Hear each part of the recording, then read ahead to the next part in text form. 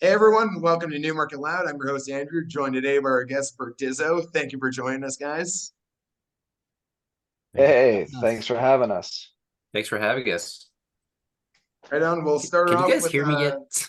Yes, we can Yeah. hear you. Yeah, we sure can. start Okay. off with It who you keeps guys saying it's all are, unstable. I'm sorry. what you play. Maybe Chris there, the unstable one. Hello, I'm Chris. I play drums. Please. Hi, I'm James. I'm also awkward, but I'm gonna try my best. I play guitar. I recently became Burdizzo's second guitarist, alongside Sofo, who couldn't be with us today, unfortunately. But Miko on vocals, pretty straightforward. All the yelling and screaming and spitting and cacking. That's me. I'm Dave. I play bass, and any of the corny jokes that come from our social media pages, that's all me. Awesome. Well, it's really nice to meet you guys all. I'm curious, how long ago was the band formed, and how'd you guys all meet each other? I've probably been in the band the longest, maybe a couple months ahead of Dave. That's about it. But yeah, we just got a call from Tim Smith. For many people in the scene, they probably know him from various bands from back in the day till now.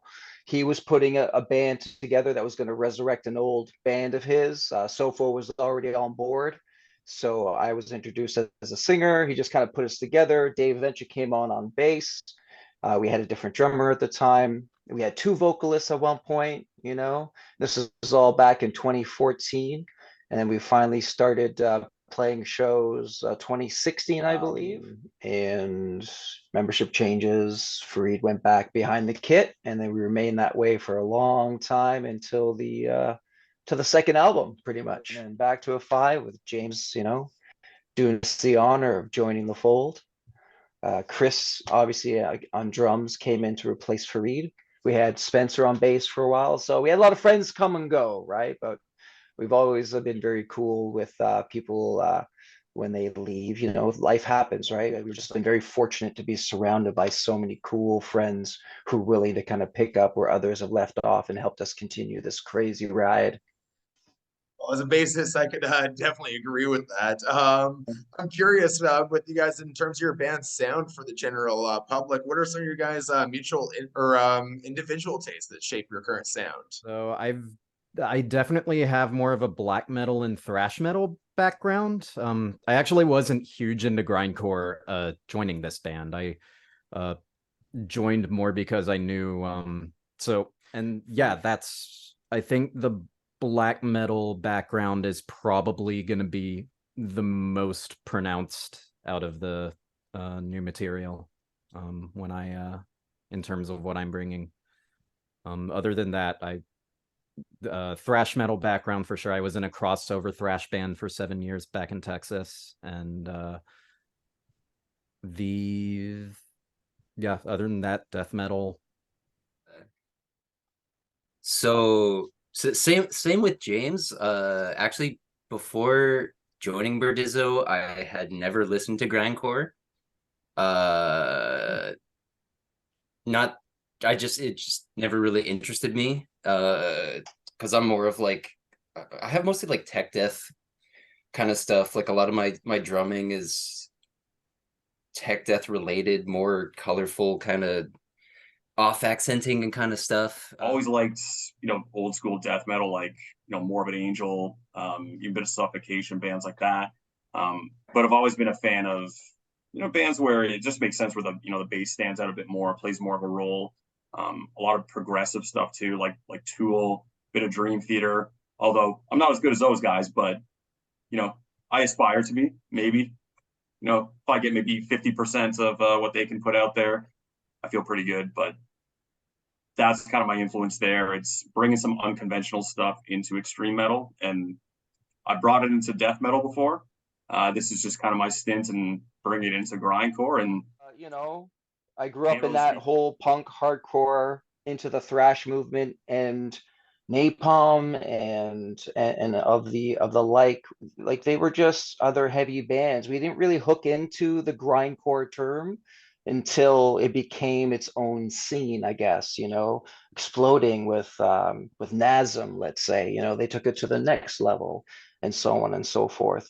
And then locally, I can't think of any grindcore bands in the 90s personally. You know, sure, there were a lot of crust. There was a lot of, you know, bunch of fucking goofs and, you know, there was a lot of punk that you could probably consider crust, maybe a lot of hardcore bands, but people would incorporate grind. So a lot of death metal bands would do a lot of, you know, blast beats to incorporate it. So those the elements were always there. But now it really seems like we have an awesome, healthy grindcore movement, right? And all we're doing is contributing our version of it, you know, whether it's Canadian or it's because we all come from very different schools. Hey, there's Sofo. He was able to join us. There you It's go. awesome. Kind of popped in. My bad. What's up, No, it's everyone? awesome. Glad you made it. Thank you for I'm glad joining us. I was just asking the lads here what what the mutual inspirations for you fellows would be that ultimately shape your sounds. a lot of different bands leading up to this, to be honest with you. I have a huge thing for a band called Malignancy, and I really got into Napalm Death when I was in grade 8. I was watching Much Loud, and it was like I look over at the TV and it turns on. I was like, I like this. I ended up just really digging into like a lot of brutal death, but not really the ultra polished sound. I do like some of it, but I was more into like the cave. If it sounds like a cave dwelling monster or monster, then probably will listen to it. So that's where it's like I had like what I listened to, right? And then and something as spazzy and as intense as possible. Again for this. One of the last questions I want to be asking you guys is what your best advice for fellow local musicians would be. Don't do what we do. No.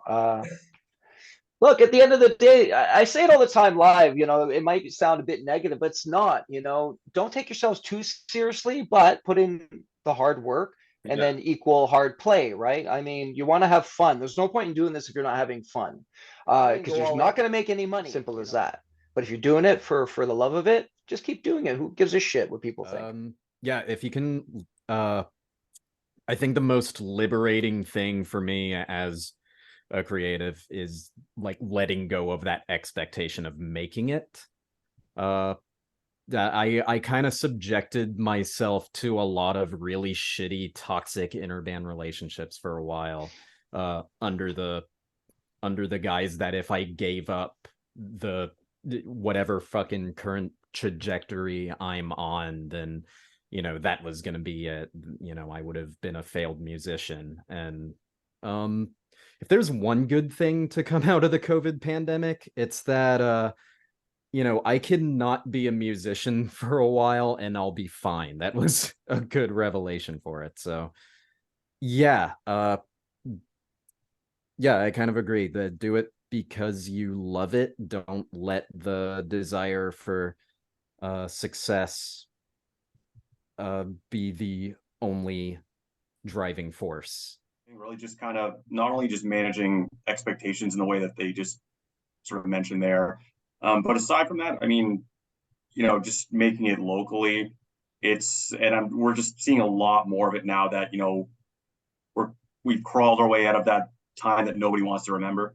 But just, you know, really getting back to connecting with members of other bands, just finding opportunities when you can. Miko's been very good at that. He's just been grinding, no pun intended. And he's just been, yeah, that was going to come up eventually.